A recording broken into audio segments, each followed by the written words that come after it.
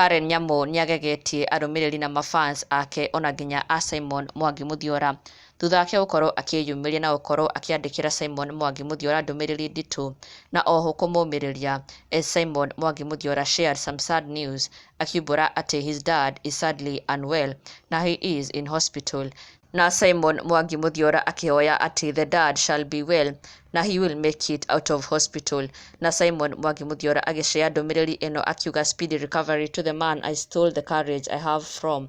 It's now a week in HDU, but we are hopeful you'll pull through, Dad. Simon Mwangi Muthiora akiumbũra atĩ the dad has been in HDU for a week now na agakĩhoya ma all shall be well na his dad shall come out of hospital na maũndũ nĩmegũkorwo makĩagĩrĩra na gũkorwo akĩendithĩria baba wao kũhona kwa naihenya. Na thutha ũcio nĩguo Karen Nyamu arakorirwo akĩyumĩria na gũkorwo akĩandĩkĩra Simon Mwangi Muthiora ndũmĩrĩri akĩmũmĩrĩria na oho akĩendithĩria baba wao kũhona kwa naihenya.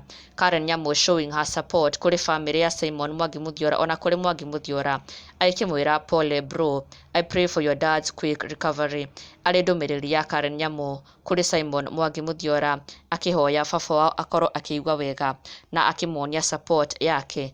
Na Simon Mwangi Muthiora arahotwo mũno nĩ gĩko gĩkĩ gĩa Karen Nyamu na gũkorwo akĩmũcokeria ngatho cia mwanya mũno agĩkĩmwĩra thank you so much Mhesh, he will pull through.